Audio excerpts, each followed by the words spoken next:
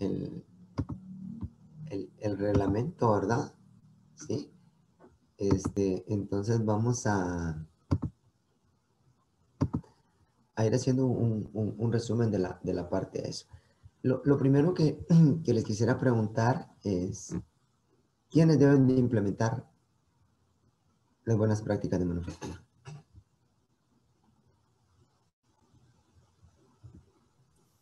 Todos los productores ¿Productores de qué? de alimentos. De alimentos. Ajá. ¿Alguien más?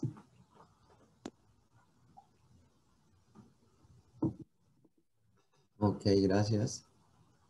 ¿Composeco? Todos los que manipulen esos alimentos. Ok, muy bien. Entonces vamos a tener que, debe ser aplicado, ¿verdad?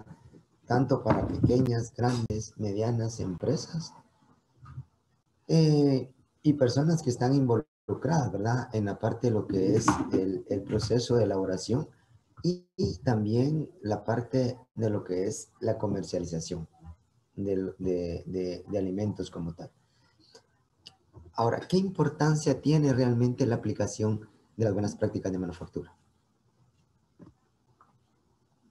Principalmente es garantizar la inocuidad de los productos. Ok, ese es uno, asegurar esos alimentos seguros, saludables e inocuos, ¿verdad? Es una buena acotación de la importancia que tiene su aplicación. ¿Qué más?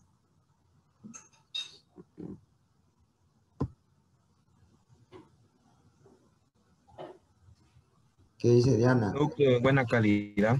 Productos de buena calidad. Buenos Sí. días, Lick, le habla Garrido. Decime, ya me cambiaste vos, Garrido, hombre. ¿Y por qué, Lick?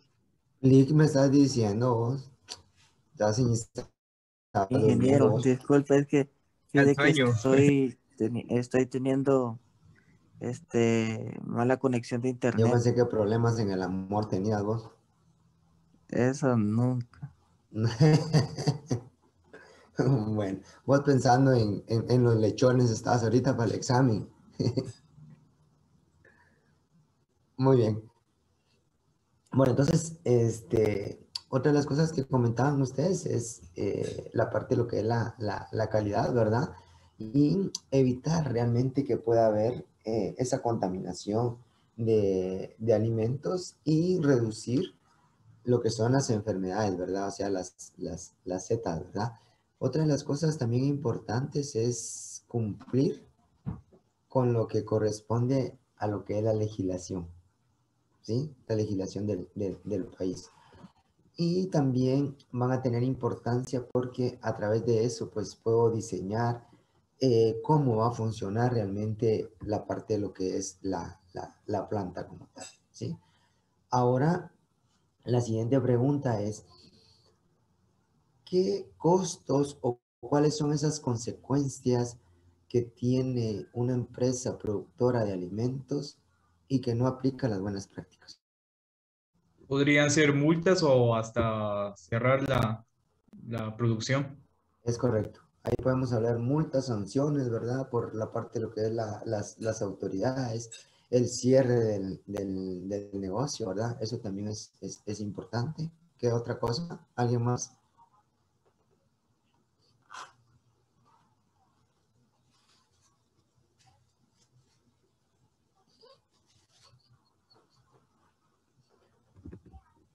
Ajuchan, desde Tecpan, Ingeniero, contame. no soy ingeniero, no tengo más aporte. Esto es lo que había mencionado el compañero. Ok, sí. Otra de las cosas también importantes es de que se puedan decomisar los productos, ¿verdad? Sí. Otra de las cuestiones también puede ser esa pérdida de confianza entre lo que son los clientes y la parte de lo que son los proveedores, ¿verdad? ¿Qué acciones preventivas se deben de tomar?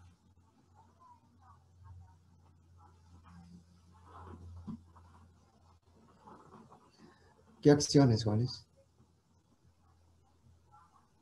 Yo Decime, pienso Garrido. que una acción muy importante, Inge, es tener un buen manejo de bioseguridad dentro de la empresa, que Ok, los que estén en contacto con los alimentos estén desinfectándose a cada poco. ok. Eso es bueno, ¿verdad? Porque debe dársele un seguimiento a todas esas normas de bioseguridad, ¿verdad? De manera de que podamos garantizar ese producto, ¿sí? Primo, ¿qué decís, primo? Ingeniero, bueno, Dígame, Fabiana. ¿me escucha bien, ingeniero? Es que no tengo buen internet. Ah, ok. Ahora sí me escuchan. Sí, Ok, pienso yo de que tal vez se tienen que tomar análisis para la materia prima que vamos a usar, para no caer en para que no se vaya a cancelar como nuestro producto y así, ¿verdad? Por ok, algún requisito que no tocó el ok. cliente y así. Eso es importante, ¿verdad? La parte de lo que son los análisis, no solo a las materias primas, sino que también recuérdense al agua, eso va a ser importante, ¿verdad? Y lo que menciona Fabiana, ese control a la parte de lo que son los proveedores. Hoy sí, primo, te escucho al 100. Sí, solo voy a repetir que es que también estoy teniendo problemas siempre que escucho trabajo, no sé si puede. ¿Quiero preguntar? Ok, las acciones preventivas para poder producir alimentos que sean totalmente inocuos. Bueno, o sea, yo creo en esa parte es como de lo que dijimos ayer, de que tiene que ver mucho la higiene, eh, y todos los materiales que vamos a utilizar y a nosotros. Ok, gracias. Otra de las cosas Ingeniero, también. Sí, contame, Junior. eh, disculpe, fíjese que una compañera me comentó que estaba en la reunión, pero el internet la sacó y ya no puede ingresar. Ok, ahorita le voy a dar inglés. ¿Quién era? Glendy Estrada. Ah, bueno. Bueno, gracias, ¿oíste? Muy bien. Entonces, otra de las cosas Ingeniero, también. Ajá. otra de las medidas preventivas, tal vez recuerdo ayer en el video que era de no dejar espacios o espacios, sí, espacios donde puedan entrar las plagas o proveedores, o Es sea, correcto. producción. Eso también es importante, ¿verdad? Toda la parte de lo que es limpieza, la parte de lo que es la desinfección y lo que corresponde a lo que es el control de plagas, ¿verdad? Eso va a ser importante. Otra de las cosas es mantenimiento de las instalaciones, mantenimiento preventivo, ¿verdad? De instalaciones, del equipo, calibración de todos esos instrumentos que se van a utilizar para poder hacer las mediciones, ¿sí? Entonces eso también es re importante, ¿verdad? Bueno, ahora veamos, en el caso, por ejemplo, hay factores que son de riesgo y que esos factores de riesgo están asociados con la parte de lo que son las ETAs. ¿Cuáles, después de haber revisado el reglamento, después de haber visto el video, cuáles creen ustedes que son esos factores de riesgos que están asociados a las enfermedades transmitidas por los alimentos?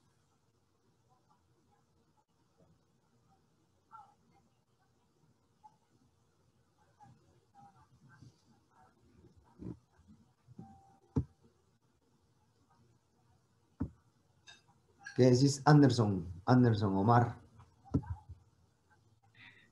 Pues, ingeniero, podría ser que las personas que estén en contacto con el alimento, pues estén enfermas y aún así están manipulando la materia. Ajá, la mala higiene, ¿verdad? Eso es importante. Ajá, muy bien. Eso sería importante. ¿Qué dice Diana? Diana está viendo lo de los lechones o está pensando en otra cosa. Diana no está en la jugada, anda en otro lado. Córdoba, Sí, Inge. ¿Estás en la jugada? ¿No estás en la jugada, Córdoba? Puede ser mala higiene de las instalaciones, Inge. La parte también, equipo contaminado podría ser otro, ¿verdad? Eso es la mala higiene personal, el equipo contaminado, alimentos de origen no inocuos. Y se recuerdan de que se hablaba mucho de las temperaturas en los videos, ¿verdad? Las temperaturas del tratamiento que se le dé al alimento o esa parte de lo que es la cocción y las temperaturas a las cuales el alimento también va a ser conservado, ¿sí? Si el alimento hay que mantenerlo a 4 grados, por ejemplo, hay que mantener esa cadena de frío, ¿verdad? Si rompemos la cadena de frío, pues lo que vamos a hacer es crear condiciones para que esas unidades formadoras de colonia se empiecen a reproducir, ¿verdad? Se encuentren ahí sí que en esas condiciones óptimas para poderlo hacer. También es importante mencionar que hay la parte de lo que son factores en los que va a crecer esos microorganismos. Y los dos factores importantes es tiempo y temperatura. Un microorganismo pues necesita ciertas condiciones como temperatura, como el tiempo. Por ejemplo, una célula simple en 5 horas pues va a producir un mioma, ¿verdad? Entonces de esa manera se van a ir reproduciendo. Por lo tanto existe una zona que se le llama una zona de peligro o es una zona de peligro de temperaturas, la cual va de 5 a 57 grados. Esa es la zona de peligro, ¿verdad? Entonces de esos factores pues hay que considerar tiempo y la parte de lo que es el tiempo y la temperatura. ¿Sí? Otra de las cosas también importantes o claves para esto es poder separar. ¿Y qué vamos a separar? Las áreas sucias con las áreas limpias. ¿Sí? Y de esa manera, pues, vamos a evitar que microorganismos patógenos sean trasladados, ¿verdad? O sea, se transfieran por medio de los alimentos o la parte de lo que son las superficies. Muy bien. Cuando ustedes vieron el reglamento técnico, vimos el video, les preguntaría cuáles son los puntos que abarcan generalmente las buenas prácticas. ¿Cuáles son esos puntos? Que cada uno de ustedes, que cada grupo pues también hizo su exposición sobre ellos, ¿verdad?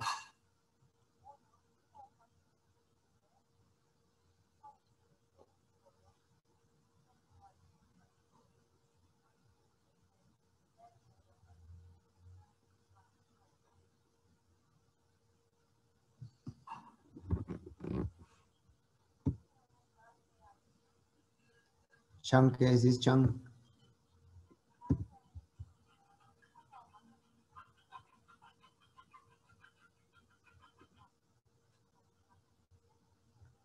Glendy.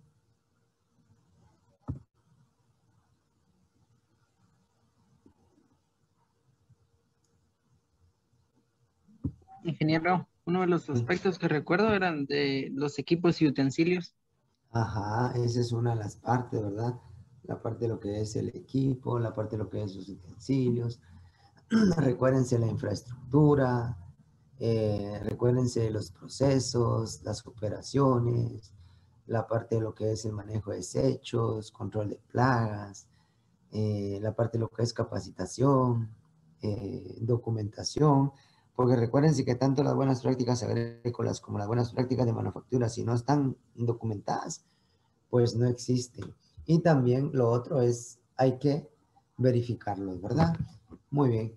¿Qué tipo de contaminación está expuesto el alimento?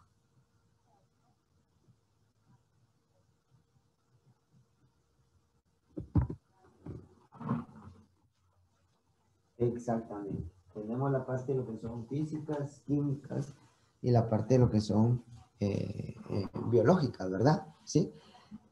¿Cómo evitamos esa contaminación física, química y biológica?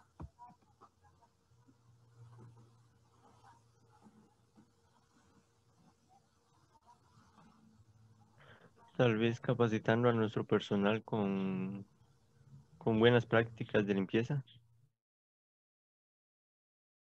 Ok, prácticas de manufactura pues va a ser importante para poder reducir eso, ¿verdad?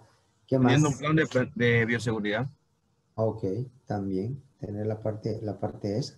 Entonces, si se recuerdan ustedes aquella pirámide que les mostré, entonces si nosotros venimos, aplicamos buenas prácticas agrícolas o buenas prácticas hidrobiológicas, buenas prácticas pecuarias, o dependiendo de dónde venga la materia prima, luego buenas prácticas de manufactura, luego toda la parte de lo que son esos programas operativos de estandarizados de saneamiento, la parte de lo que son esos análisis de peligros, ¿verdad? Entonces, a través de ello, pues vamos a ir reduciendo, ¿verdad? O evitando la contaminación de los alimentos. Si yo les dijera a ustedes que me mencionen cuáles son los peligros físicos más comunes que podemos encontrar.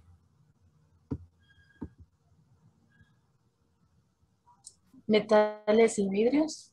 Ok, ese es uno, ¿sí? Tenemos El la parte cabello de una persona. también, la parte de lo que son los cabellos. ¿Qué más? Va a depender mucho el tipo de proceso que tengamos, ¿verdad? Pero, por ejemplo, si estamos trabajando con carnes, puede haber un hueso, ¿sí? Ya mencionaban ustedes vidrios, podemos tener algunas patas o alas de insectos, algún metal, algún plástico, algún pedazo de madera, alguna piedra o algún accesorio, ¿verdad? Joyas, pueden ser, es muy común que se caiga, por ejemplo, por eso es de que recuérdense que las joyas no están permitidas, porque es muy común que se pueda caer el trabajador de un arete, ¿verdad? Entonces eso puede crear una contaminación, la harían, ¿verdad? Pedazos de guantes que se pueden ir. Ahora, si ya tenemos cuáles pueden ser los peligros físicos más comunes, ¿cómo prevengo esos peligros físicos? ¿Cómo voy a prevenir eso? Podría, por ejemplo, en lo de los pelos, podría, o que los cabellos, podría ser el equipo personal, el vestuario y lo demás, la verificación y la actividad sistemática. O también por ejemplo, lo de los vidrios que se podría romper una bombilla o las lámparas, cubrirlas. Ok, Entre otros. muy bien, eso es importante, ¿verdad? Lo que mencionabas ahí, poder hacer todo lo que corresponde a lo que son esas medidas preventivas, ¿verdad? Inspecciones, ¿sí? Inspeccionar la planta, verificar al personal que esté cumpliendo lo que comentabas, ¿verdad? Que su cofia esté bien colocada, que tenga su equipo personal, monitorear todas esas prácticas. También es importante lo que es la aprobación de los proveedores, eh, colocar, por ejemplo, al final un detector de metales, tener imanes, por ejemplo, o rayos X o tamices. De esa manera, pues vamos a lograr realmente reducir esos peligros, ¿verdad? Y luego, como ustedes comentaban, tenemos los peligros químicos. Y esos peligros químicos, pues, pueden ser incorporados de igual manera de forma intencional o no intencional, ¿verdad? A veces cuando hay colaboradores inconformes, entonces eso provoca de que pueda existir una, una acción de parte de ellos de poder contaminar el alimento, contaminar el agua. Por lo tanto, existen también normas en las cuales es importante tener controles de ingresos a las personas, máximo en los laboratorios, para evitar de que puedan utilizar algún químico y se lo puedan incorporar a algún tipo de alimento, ¿verdad? Dentro de los fuentes de peligros químicos, pues tenemos los insecticidas, fungicidas, plaguicidas, los fertilizantes, la parte de lo que son, mencionaban los compañeros de la otra sección, los conservantes, ¿verdad? A la hora de agregar un aditivo, un conservante en concentraciones mayores, pues se va a convertir en un los mismos desinfectantes que se puedan utilizar en concentraciones mayores. Por eso es importante que se rotule todo, ¿verdad? Y que no se utilice ningún químico que no esté rotulado. También pueden ser pinturas y algo muy importante que son la parte de lo que corresponde a los alérgenos, ¿verdad? ¿Sí? Si nosotros vemos e ingresamos, por ejemplo, algunas páginas del FDA, vamos a encontrar que por lo menos de cada 25 estadounidenses, uno tiene alergias alimentarias, ¿verdad? ¿Sí? Además de eso, hay 30,000, por ejemplo, que visitan las salas de emergencia, 2,000 personas que son hospitalizadas al año, 150 personas que pueden morir a través de ese consumo de esos alimentos, a través de esas reacciones alérgicas que se pueden dar, ¿verdad? Y se tienen identificados más de 190 alimentos que pueden causar algunas reacciones adversas. En el caso de Estados Unidos, pues identifica 8. Ya habíamos visto que, por ejemplo, hay personas que son intolerantes a la lactosa. También pueden ser los nueces, también la parte de lo que es el maní, el gluten, la parte de lo que corresponde a lo que es la soya, pescados, lo que son los crustáceos, ¿verdad? También es una fuente, ¿verdad? Los huevos también pueden ser otro, ¿verdad? Vamos a ver, tenemos 1, 2, 3, 4, 5, 6, 7. La parte de lo que son los huevos también, ¿sí?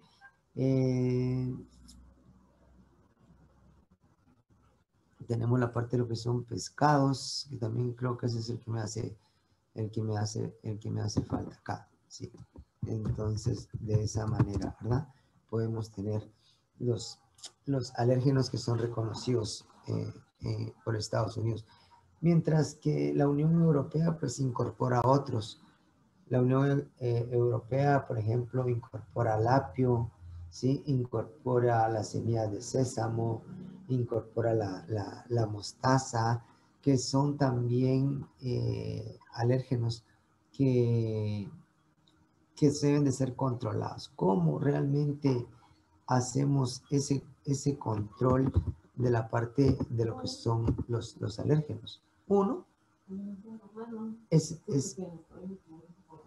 importante la evaluación del riesgo, ¿sí? La evaluación del riesgo. Necesitamos, por ejemplo, identificar materias primas, identificar productos terminados que puedan tener alérgenos. Es importante entrenar o capacitar a los empleados en los alimentos que puedan causar alergia. También es importante que hagamos un segregado de los productos en el almacenamiento, que no vaya a mezclar materias primas o productos terminados que puedan tener trazas de alérgenos con los que no tienen. Otra de las cuestiones también importantes es programar. Necesitamos hacer la parte de lo que es la programación de las líneas de producción, hacer una buena limpieza, verificar que esa limpieza sea adecuada, asegurar que el etiquetado también, ¿verdad? Porque si nosotros venimos y no aseguramos la parte de lo que es el etiquetado, tenemos un producto mal etiquetado, esto va a provocar que una persona pues no logre visualizar de que puedan existir trazas, ¿verdad? De los alérgenos y los pueden consumir y de esta manera pues provocarle algún tipo de problema, ¿sí? Es muy clara la norma y dice, bueno, mientras uno lo escriba, no hay ningún problema, pero mientras uno no lo escriba, vamos a tener el problema de que se pueda causar algún riesgo a la parte de lo que es el consumidor, ¿verdad? ¿Sí? Entonces, de esa manera. ¿Alguna duda? No hay duda, ¿verdad? A ustedes, cerdos, los tienen preocupados. Bueno, Veamos, pues. Luego serían la parte de lo que son los biológicos, ¿sí? Y acá es importante ver la parte de lo que es la infección y la parte de lo que es la intoxicación. Los biológicos pues se van a dar por algún tipo de enfermedad causada por microorganismos, ¿verdad? De esa forma.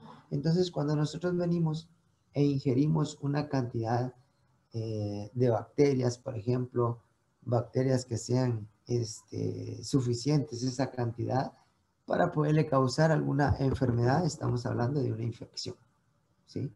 Hay una infección, podría ser una salmonela, una listeria, ¿sí? Mientras que cuando consumimos una toxina, ¿sí? Que son las que se forman previamente en la parte de lo que son los alimentos, por ejemplo, los estafilococos, ¿verdad? Que son muy comunes encontrarlos en los productos enlatados. Entonces, esos productos enlatados tienden a bombarse, ¿verdad? Sí, hay una deformación de la lata, ¿sí? Entonces, de esa forma, pues puede haber alguna toxina y de ahí puede causar esa intoxicación, ¿verdad? Por eso es de que a la hora de que podamos ver una lata que esté abombada, ¿sí? Lo mejor es no consumirla, ¿verdad? De esa forma evitamos realmente algún tipo de problema. Muy bien. Otra de las cosas que habló el grupo, el último grupo, es sobre distanciamientos a la hora del almacenamiento de esas materias primas o de productos, ¿verdad? Cuando tenemos, por ejemplo, alimentos que son no perecederos, ¿sí? Hay otras normas que hacen referencia que deben de estar no menos de 20 centímetros del piso, o sea, las tarimas, ¿verdad? Solo vamos a ver, alguien escribió en el chat.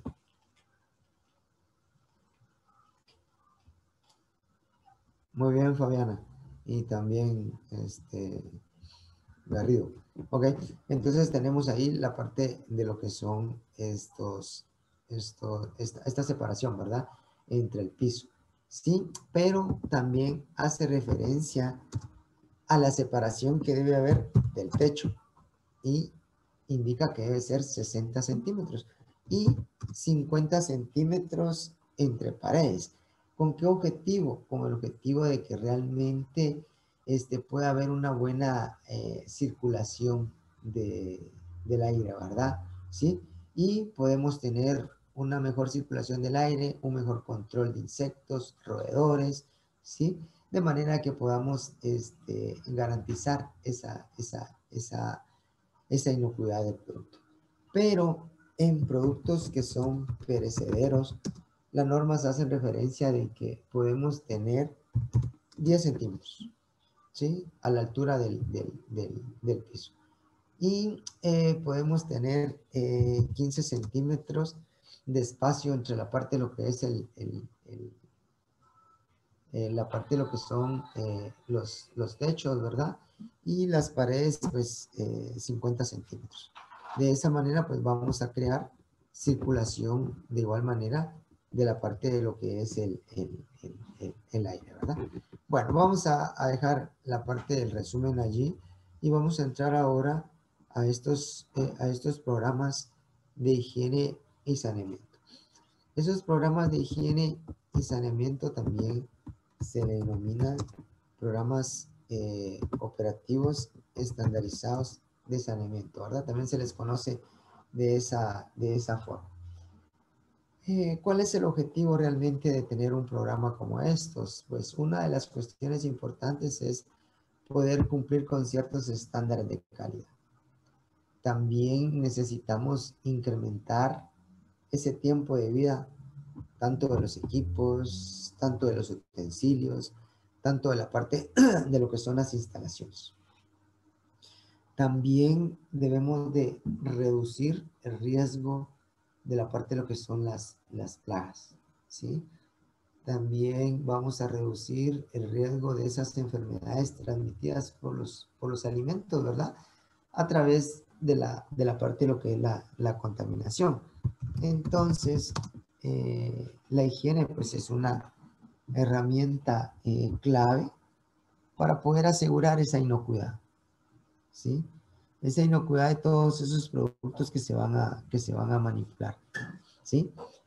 Entonces, esos procedimientos, esas medidas que se van a aplicar para poder mantener en condiciones adecuadas las estructuras físicas, las maquinarias, las materias primas, también la parte de lo que es el personal, la parte de lo que es el proceso como tal, ¿verdad?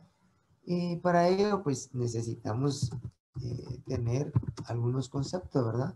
Como la parte de lo que es la limpieza, como la parte de lo que es desinfección. Cuando nosotros hablamos de limpieza, pues es eliminar todo aquello que está visible, ¿verdad? Entonces, a través de poder hacer un proceso de barrido, un proceso de frotado o un proceso de raspado, pues, o cierta fuerza mecánica que podamos ir aplicando, vamos a poder eliminar esa suciedad, ¿sí? Que puede ser restos de alimentos, polvo o cualquier material extraño, ¿verdad? Mientras que la desinfección... Quiero, Contame, Brandon. disculpe, ¿puede repetir limpieza? Es que no muy escuché. Ok. En el caso de la parte, comentábamos de que la parte de la limpieza es poder separar o eliminar todo aquello que es visible, ¿sí? El hecho de poder pasar, por ejemplo, una esponja, hacer cierta fuerza mecánica, vamos a poder eliminar esa suciedad. O con el simple hecho de barrer, o con el agregar agua, pues podemos eliminar esa suciedad. O esos materiales extraños que pueden ser tierra, les decía, o pueden ser restos de alimento, ¿verdad? ¿Sí? Mientras que la desinfección es reducir esa carga microbiana. O sea, lo que vamos a reducir son esas unidades formadoras de colonias, ¿verdad? ¿Sí? Para ello, pues vamos a aplicar ya sean métodos físicos o la parte de lo que son los métodos químicos para poder eliminar esa suciedad. Esa suciedad la podemos ir como clasificando, ¿sí? ¿En función de qué? En función, por ejemplo, si es orgánica. Cuando hablamos de que si es orgánica, o puede ser también inorgánica, ¿sí? De esa manera. Y ambas pueden ser solubles o insolubles. Por ejemplo, una suciedad orgánica soluble podrían ser los almidones, pueden ser los azúcares, mientras que las insolubles estaríamos hablando ya de las grasas, estaríamos hablando de la parte de lo que son las proteínas, mientras que las inorgánicas solubles pueden ser todos esos iones de sales, minerales, mientras que las insolubles estaríamos hablando de todos esos óxidos, ¿verdad? Que si ustedes se recordarán, el reglamento pues indica de que todo aquel equipo que entre en contacto o utensilio que entre en contacto con el alimento, pues no debe de provocar ninguna reacción, ¿verdad? Y por lo tanto se recomienda utilizar el acero inoxidable, ¿verdad? Entonces tenemos que verificar por el origen que venga esa suciedad. Y cuando hablamos de la parte de lo que es el origen, esa suciedad puede ser a partir de las grasas, puede ser a partir de carbohidratos, o también podría ser a partir de proteínas, ¿sí? Otra forma es por el estado en que se encuentre esa suciedad. Esa suciedad puede estar tan incrustada, por ejemplo, que ni porque le aplique una fuerza mecánica, pues la pueda eliminar, ¿verdad? Podríamos hablar de la parte de lo que es oxidación, o puede ser que esté solamente adherida, o pueda estar libre, ¿verdad? Y luego tenemos también cómo se puede comportar esa suciedad en el agua.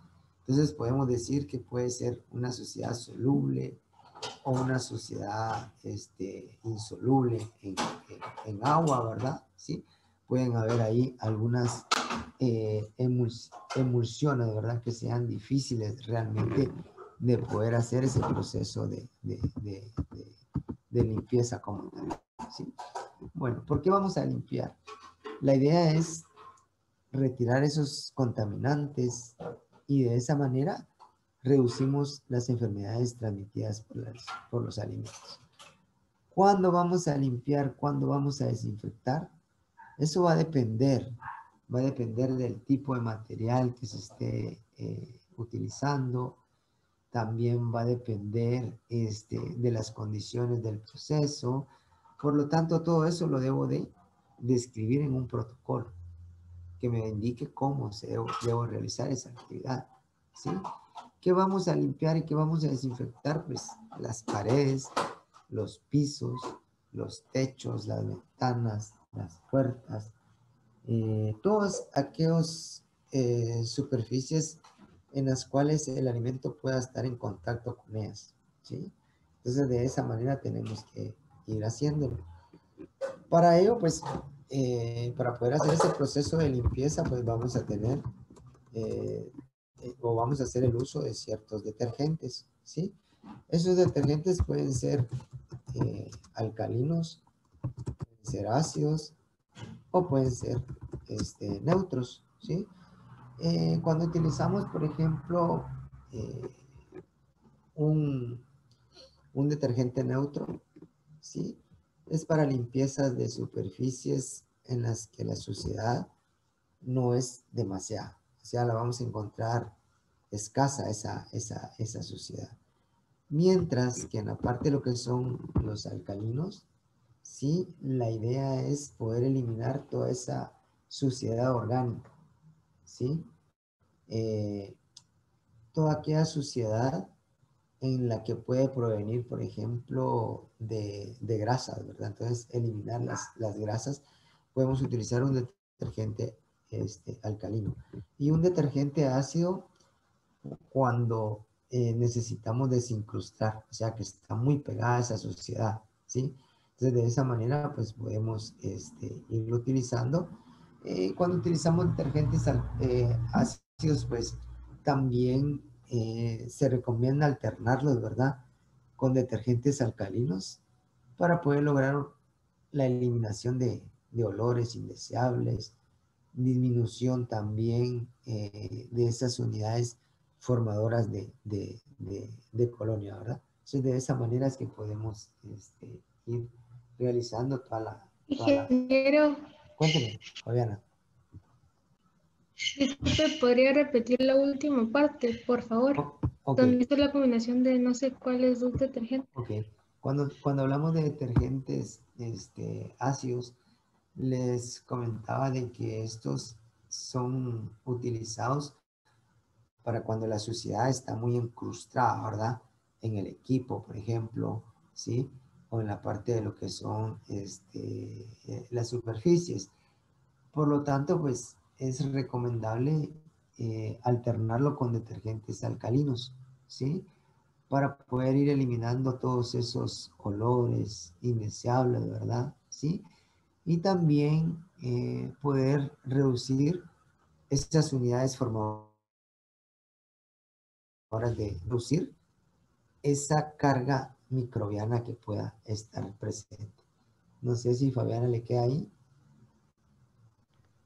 Sí, ingeniero, gracias. Muy bien. Bueno, y luego tenemos la parte de que son los desinfectantes, ¿verdad? Ya tenemos la parte de lo que son los desinfectantes. Y en los desinfectantes, pues podemos tener amonio cuaternario, ¿sí? Podemos utilizar ácido peracético, Podemos utilizar hipoclorito, por ejemplo, clorito de sodio. Y podemos utilizar dióxido de cloro, por ejemplo. Bueno, el amonio cuaternario, pues este es muy aplicado para poder inhibir la parte de lo que son bacterias. Es muy efectivo contra las bacterias, contra los fungicidas, ¿sí? De esa forma.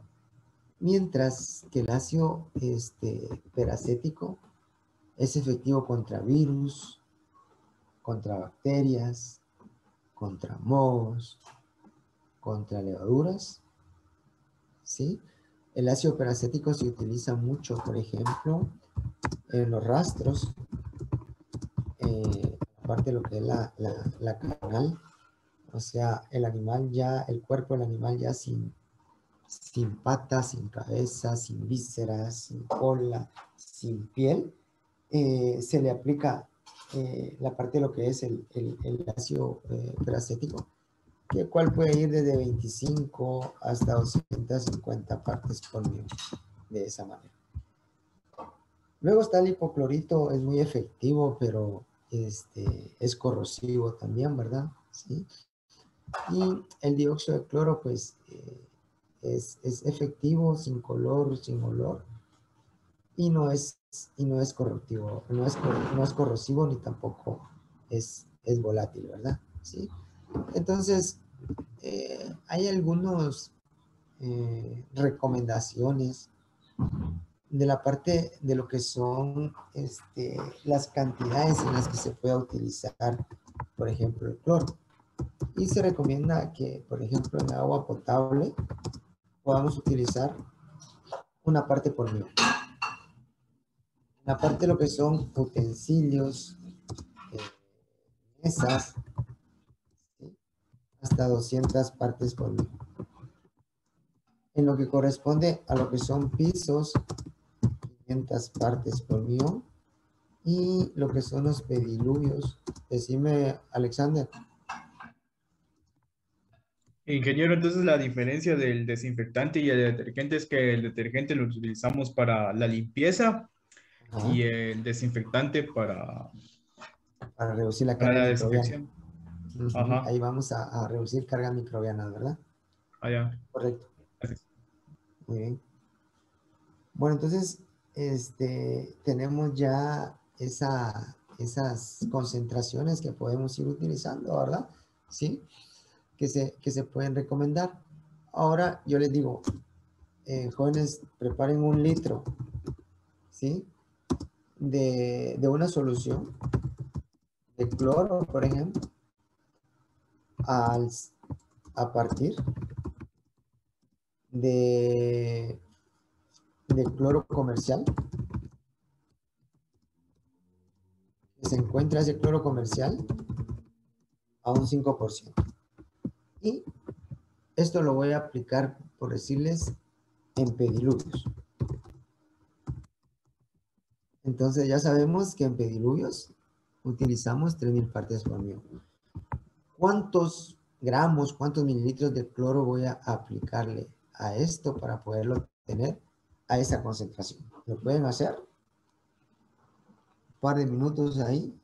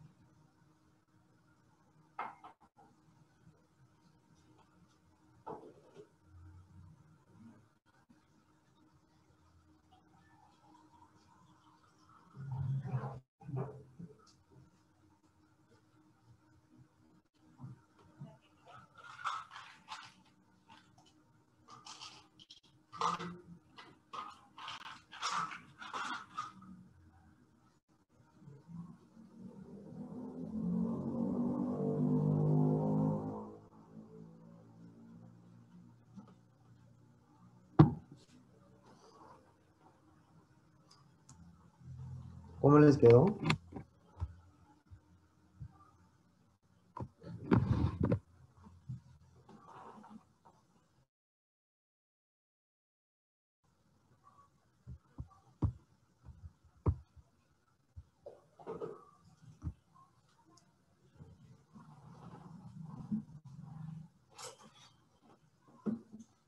Alguien escribió en el chat, vamos a ver.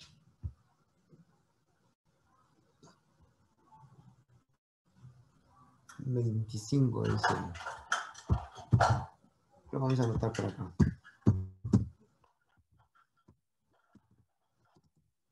¿Alguien más?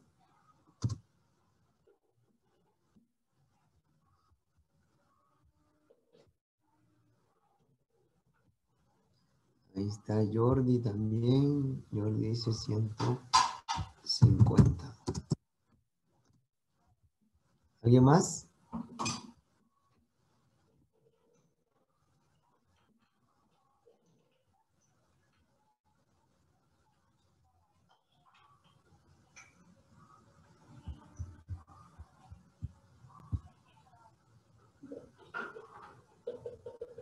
$120, 100. Ok.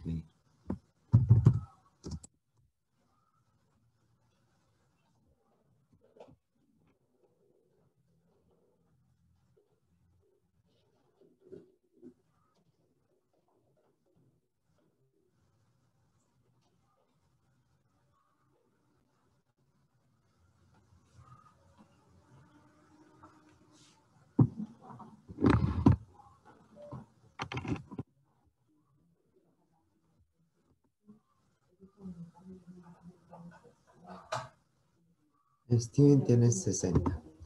Muy bien. Vamos a ver. Veamos pues. Cuando decimos que lo vamos a necesitar a 3000 partes por millón, estamos hablando de 3000 miligramos por litro, ¿verdad? ¿Es correcto? Ingeniero. Ok. Sí. Bueno, entonces tenemos esa parte, ¿verdad? 300 miligramos por litro. Entonces eso lo puedo convertir yo a gramos. Entonces voy a convertirlo por 1000 miligramos. ¿Sí? Hay 1000 miligramos, ¿hay en cuánto? 1 gramo, ¿verdad? ¿Es correcto? Lo convierto, ¿cuánto me quedaría ahí? Vamos a ir haciendo por partes.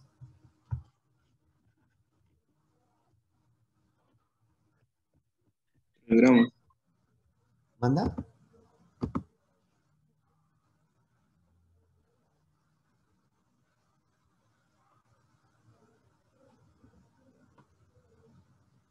En 1 gramo hay 1000 miligramos. Quieren lo colocamos bien en las dimensionales para que no tengan error.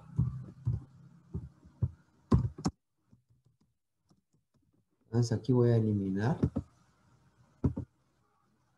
miligramos con miligramos, ¿verdad?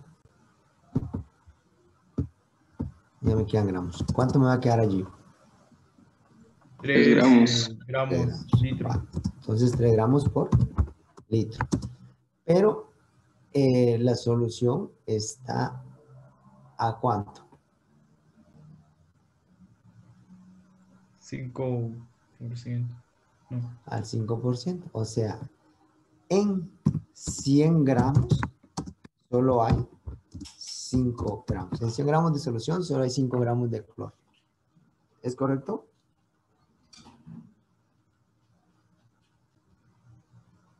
¿Es correcto?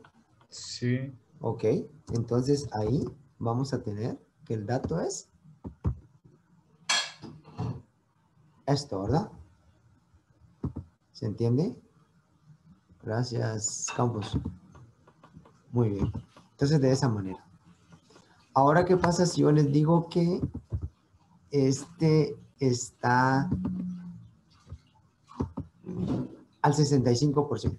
Lo mismo, calcúlenlo, solo que va a estar al 65%. El cloro ya no está al 5, sino que es un cloro granulado y ese lo vamos a encontrar al 65%.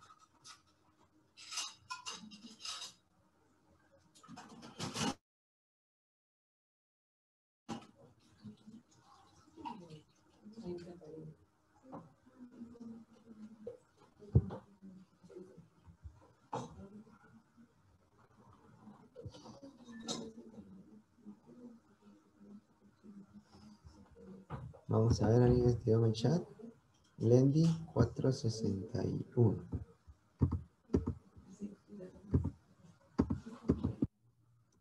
$4.61, $4.62, $4.61.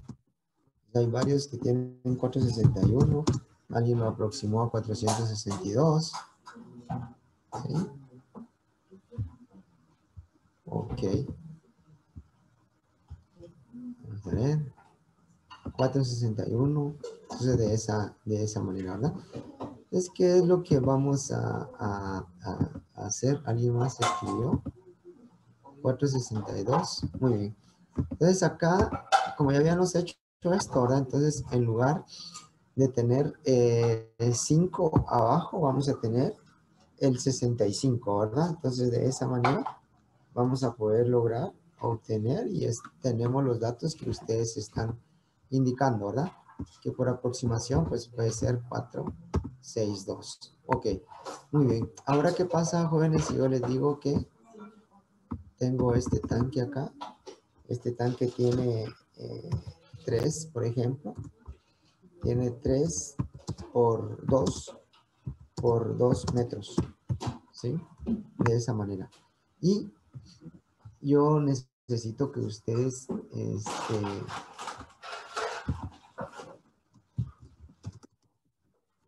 500 partes por millón a partir de un cloro que está granulado al 65%. ¿Cuánto voy a utilizar en este tanque para encontrarlo a 500 partes por millón? ¿Sí? Si el cloro está a una concentración de un 65%.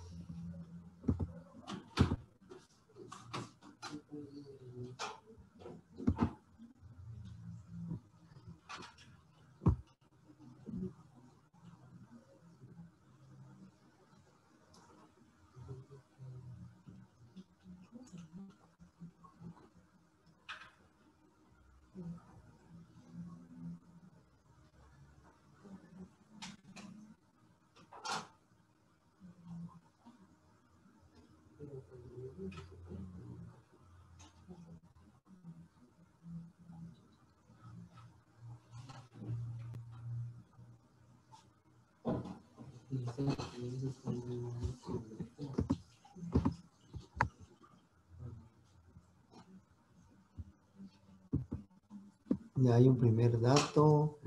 9.23.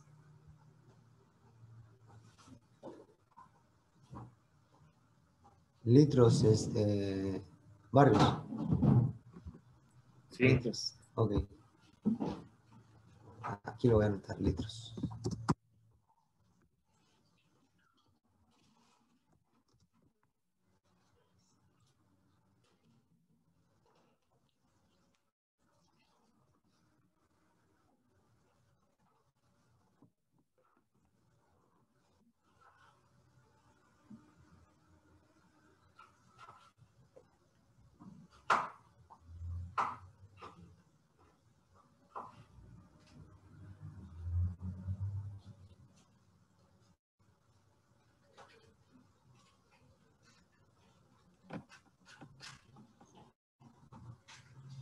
¿Alguien más?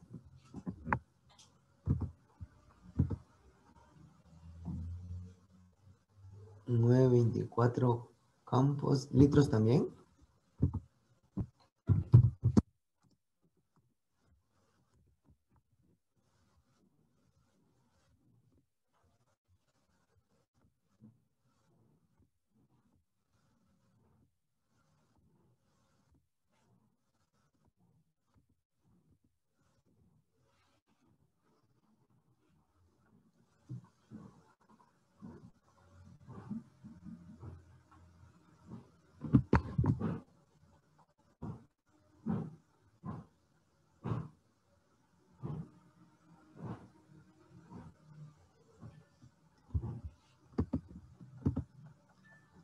9.23 también a Juchán. Muy bien. Entonces veamos, pues, jóvenes. Entonces, ¿qué es lo que hacemos acá? Primero vamos a convertir esto, ¿verdad? Lo vamos a cubicar. ¿Cuántos metros cúbicos tenemos acá? Sí. 12 metros cúbicos. ¿Sí? ¿Y un metro cúbico cuántos litros tiene? 1000. Entonces vamos a tener 12.000 litros, ¿verdad? ¿Es correcto? Sí. No. Vamos a tener esos 12.000. Entonces ya tenemos 12.000 litros, entonces venimos y decimos, bueno, tengo 12.000 litros y esos 12.000 litros los quiero a 500 partes por millón. Entonces tengo los 12.000 litros, ¿sí? Por, voy a decir 500 miligramos en un litro, elimino litros con litros, ¿verdad? Y luego voy a convertir eso, por ejemplo, en gramos, por decirles, se voy a decir, acá ya eliminé litros, ahora voy a eliminar gramos en un gramo, miligramos, en un gramo hay 1000 miligramos, ¿sí? Entonces, esto me va a dar igual a ¿cuánto?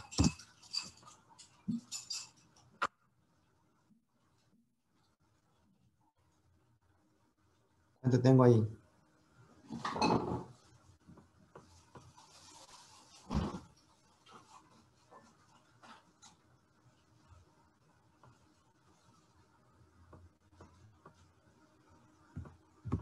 Alguien escribió en el chat. 6.000 ¿qué? Gramos, ¿verdad? Ok. ¿Y qué dice la parte de lo que es el ejercicio? ¿Sí? Dice que está al 65%. Se lo voy a multiplicar por 100. ¿Sí? Y lo voy a dividir dentro de 65. ¿Sí? En 100 mililitros de solución solo voy a tener 65, ¿verdad? Gramos de cloro.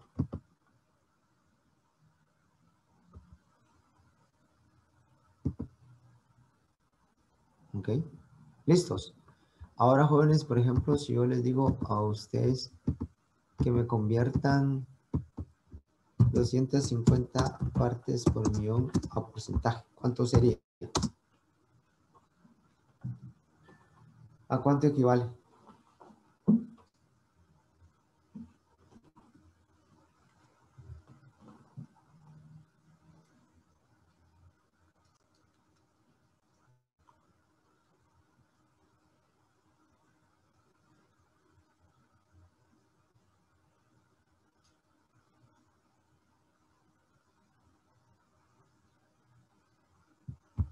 Alguien escribió en el chat.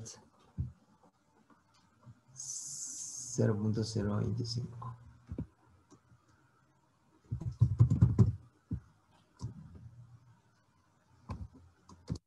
¿Alguien más? 25%.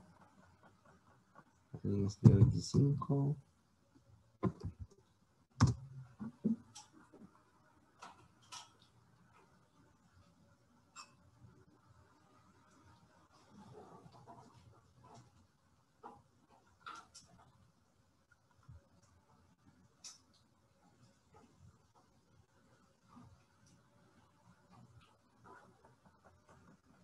Nadie también escribió 0.025.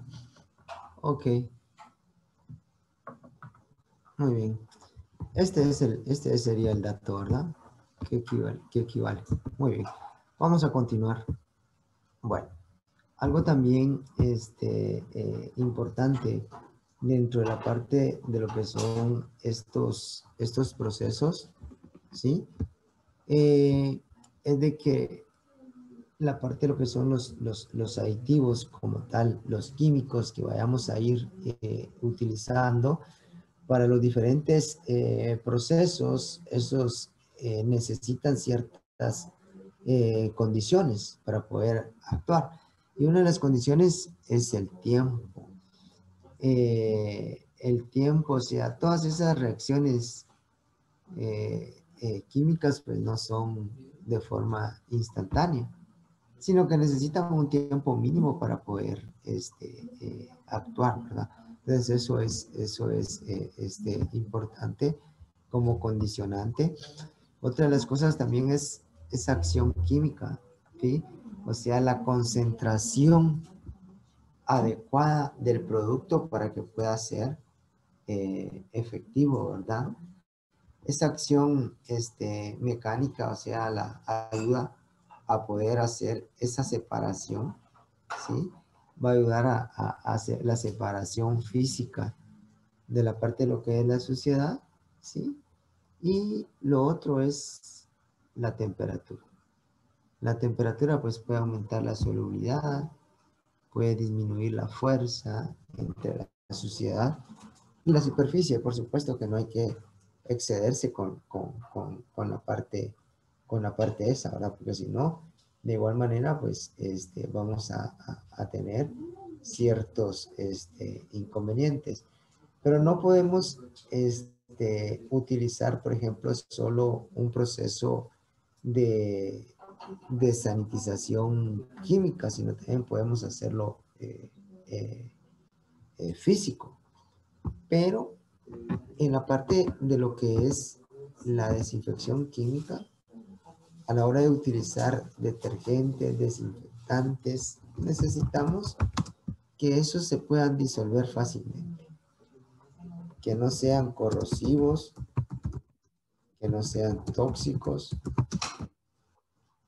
que sean fáciles de poder enjuagar, porque por ejemplo, si yo tengo un detergente que va a hacer demasiada espuma, esto voy a necesitar mucho tiempo, voy a necesitar más cantidad de agua para poder eliminar esa espuma. Debe ser económico, debe ser estable, no debe causarle daño a la piel de la persona, ¿verdad? Porque igual eso puede ocasionar algún tipo de problema, ¿verdad? ¿Sí? Entonces, dentro de la parte de lo que son los físicos, podemos utilizar vapor, ¿sí? La parte de lo que es el vapor, o sea, el agua, va a cambiar de estado, lo va a convertirse en un vapor a través de un intercambiador de calor o una caldera. La efectividad de este vapor pues va a depender mucho de otros factores, como cuáles. ¿Cuáles las unidades formadoras de colonias? ¿Cuál es el pH, la temperatura, el tiempo? ¿Sí? Otra de las cosas también que este método, pues utilizando vapor, es un método económicamente más alto, ¿verdad? Es caro comparado con otros métodos, ¿sí? También podemos tener algún problema de condensación y que eso pueda complicar un poco la limpieza. También se puede utilizar agua caliente. Esa agua caliente puede ser por inmersión, puede ser por aspersión, se puede hacer a través de la circulación, ¿verdad? Todo va a depender mucho de las condiciones. Es un costo bastante bajo, fácil de poder aplicar y es efectivo para una diversidad de microorganismos, ¿sí? No va a ser corrosivo y puede penetrar muy bien en todos esos poros, en todas esas grietas, para poder realmente hacer ese proceso de desinfectado como tal, ¿sí? Entonces, de esa manera. Muy bien. La parte de lo que son estos programas operativos de saneamiento, los famosos POEs como tal, realmente buscan crear condiciones higiénicas más adecuadas, ¿verdad? ¿Sí? Esos pues podemos aplicarlos de forma antes de empezar la producción. O sea, si voy a utilizar una mesa, por ejemplo, antes de hacer uso de esa mesa, pues yo puedo hacer el proceso de limpieza y desinfección. Entonces, ahí estaríamos hablando de un POES preoperacional, antes de iniciar la producción, ¿sí? Pero también puedo tener un POES operacional, o sea, durante mi actividad puedo ejecutar el proceso de limpieza y la parte de lo que es la desinfección. Y luego tenemos postoperacionales, ¿sí? Entonces, estos los vamos a aplicar, ¿sí? Después de la actividad. Cada uno de ellos, ¿sí? Debe identificar quién va a ser la persona responsable de realizar la actividad. Pero no solo quién va a ser responsable de realizar la actividad, sino también quién va a ser el responsable de verificar que se esté haciendo de la manera correcta. Por lo tanto, es importante monitorear, es importante la verificación, ¿sí? Y debe de responder a ciertas preguntas ese documento, ¿sí? ¿A qué preguntas va a tener que ir respondiendo? ¿Sí? Una de las preguntas a las cuales debe de responder es quién, ¿sí? ¿Quién lo va a hacer? ¿Cuándo lo va a hacer? ¿Cómo lo va a hacer? ¿Qué va a hacer? ¿Dónde? ¿Y por qué lo va a hacer? ¿Sí? Entonces eso es importante de que vengamos y podamos identificar, ¿verdad? Cómo hacer la tarea. Ahí vamos a definir ese procedimiento desde la parte de lo que es el inicio hasta el final, ¿sí?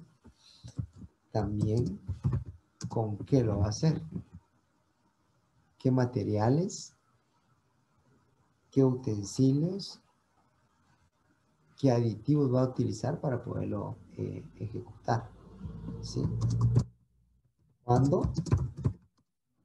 ¿Dónde? ¿Sí? ¿Verdad? ¿Con qué frecuencia se va a realizar esa actividad? ¿Sí? ¿En qué lugares lo va a hacer? Si va a hacer esa actividad después de haber utilizado, por ejemplo, las cajillas, ¿sí? O lo va a hacer durante, lo va a hacer cada semana, lo va a hacer a diario, ¿sí? ¿En qué momento lo va a ir ejecutando como tal, ¿verdad? Entonces acá tenemos más o menos una estructura que se le puede dar. Esta estructura está en base a una norma, ¿verdad? De qué es lo que realmente puede contener la parte de lo que es el procedimiento para poderlo ir ejecutando, ¿sí? Entonces yo debo de colocar, por ejemplo, el título, si va a ser un programa operativo para lavado de manos, para la limpieza y desinfección de un cuarto frío, para la limpieza y desinfección de cajas, por ejemplo, ¿verdad?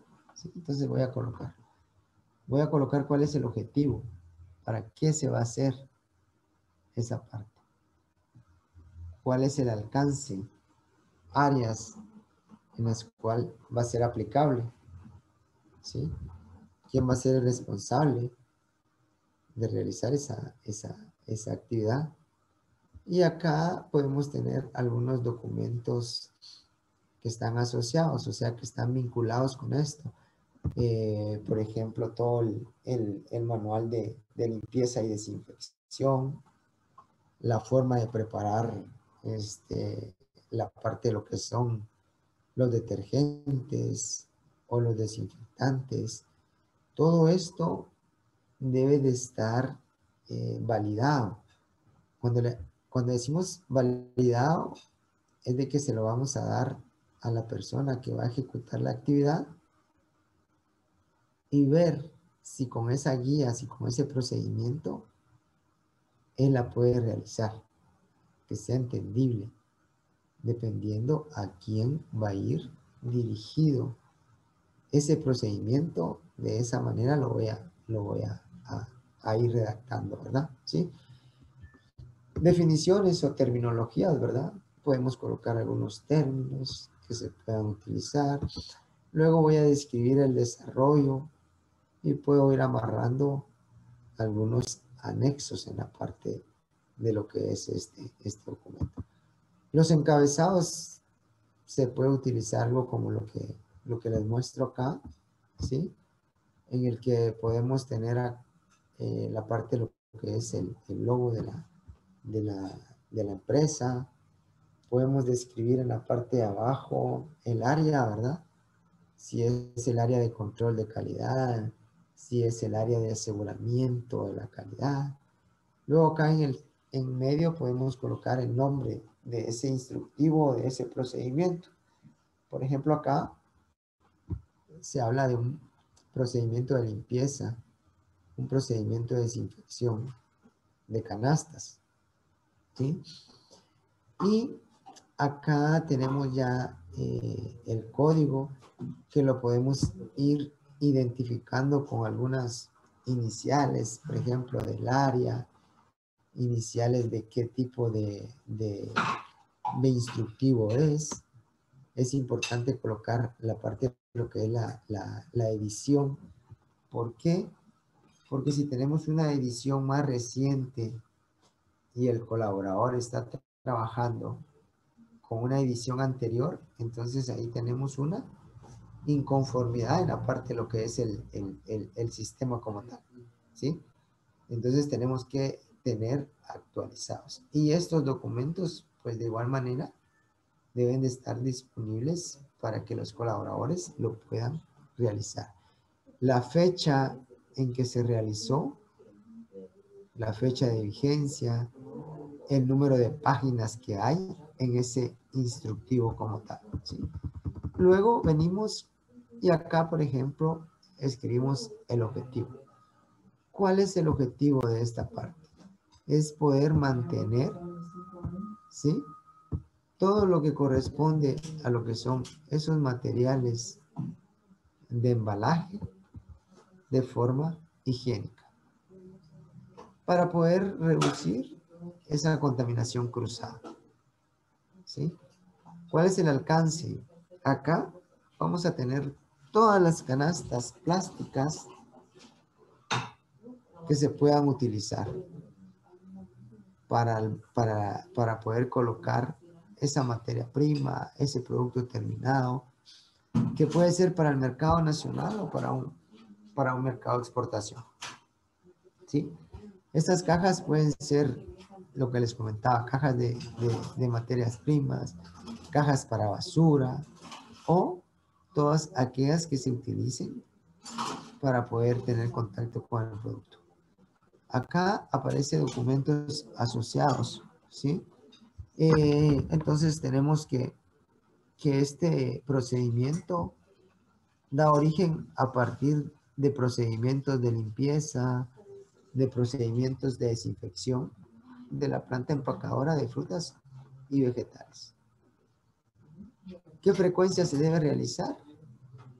La frecuencia de la limpieza y desinfección después de ser utilizadas, ¿sí? Entonces de esa manera. Luego viene acá y se describe cuáles son los materiales y el equipo a utilizar. ¿Sí? Entonces acá, por ejemplo, una hidrolavadora, un tanque, una manguera, el detergente, el desinfectante, por ejemplo, las tarimas que se van a utilizar. Y luego ya se describe cómo se va a realizar esa actividad. Entonces, por ejemplo, acá se van a separar los lotes de las canastas según la parte de lo que son los colores que puedan tener. Comúnmente se utilizan diferentes colores para poder separarlos y evitar de que canastas que tengan en contacto con materias primas no tengan contacto con producto terminado. O aquellas canastas que se utilizan para arrastre. O sea, cuando hablamos de una canasta de arrastre, es aquella canasta que va a estar directamente sobre el piso. Es una canasta vacía, que esa sí va a topar con el piso. Y encima de esa canasta voy a poder colocar otra para ya tener productos terminados. O el alimento como tal. ¿Sí? Entonces se separan esos lotes. También pueden ser, por ejemplo, como dice acá, diferentes colores para el país en el cual se va a enviar ese producto. Luego dice que se debe llenar con agua el tanque de remojo. Acá se debe de dejar identificado hasta qué altura se va a colocar. ¿Sí? Luego aparece que se va a determinar la cantidad, por ejemplo, del detergente que se va a utilizar. ¿Sí? Y se indica qué dosis es la que se va a utilizar. Luego aparece que se debe medir con una taza, ¿verdad? La cantidad de producto a utilizar según la cantidad de agua que yo tenga en el tanque. ¿Sí? Luego aplicamos el detergente, se hace la mezcla de ese detergente y luego se prepara la solución y sumergimos las canastas y acá indica cuántas canastas debo de colocar. Dice 3 unidades y esperar cierto tiempo. Acá habla de 3 minutos para que el producto tienda a desintegrar y a suavizar la parte de lo que es esa suciedad que pueda estar presente. ¿Sí? Después de esos 3 minutos se retiran las canastas, se desaguan con la hidrolavadora, ¿sí? Y hay que supervisar que queden completamente limpias. Ya todas las canastas, por ejemplo, limpias, deben ser colocadas de forma ordenada en una tarima. ¿Sí? Y acá indica que la persona que sea responsable de realizar esta actividad debe llevar los registros, ¿verdad? Y esos registros, recuérdense que los debemos de tener al día. No los debemos dejar al final de la actividad, sino que los tenemos que tener en el momento. ¿Sí? Y aparece una observación, por ejemplo, que la renovación del agua se realiza cada 2 días, ¿sí? Aunque puede depender mucho de la cantidad de cajas que pueda lavar durante el día. Y si es necesario, pues necesito cambiar el agua con una mayor frecuencia y poder realmente incorporar. Muy bien. Esos sistemas de limpieza, pues pueden haber un sistema de limpieza SIP, que es una limpieza en sitio, es una limpieza en la que el equipo no se va a desmontar, ¿sí? No desmontamos el equipo, por ejemplo, cuando nosotros venimos y hacemos un proceso de limpieza, aparte de lo que son el sistema de ordeño, entonces no desarmo, sino que lo que voy a hacer es incorporar primero agua en toda la tubería y voy a arrastrar todos esos residuos de leche que puedan haber quedado. Después de ello, del remojo, pues ya puedo aplicar algún detergente, enjuago y luego ya vengo y aplico el desinfectante como tal. Entonces este zip es para equipos que no se desarman, ¿sí? Equipos que no vamos a desarmar. Para equipos cerrados que funcionan como un circuito como tal, ¿sí? Y luego también hay un sistema PC que es para limpieza de forma manual, así como lo explicábamos con la parte de lo que son las cajas, ¿verdad? Ahí necesitamos condiciones de la presión de agua, se ven que aparece que con una hidrolavadora, de manera de poder ir removiendo toda esa parte de lo que es el caudal o la suciedad como tal, ¿verdad? Sí. Y hay otro que es el COP, que es más utilizado para limpieza de útiles, bandejas, botellas, todo este tipo de cosas, ¿verdad? Empaques, ¿verdad? Por ejemplo, los empaques de cartón, esos se desinfectan con peróxido de hidrógeno, de manera de poder tener o garantizar una inocuidad. No sé si hay alguna duda. Nada.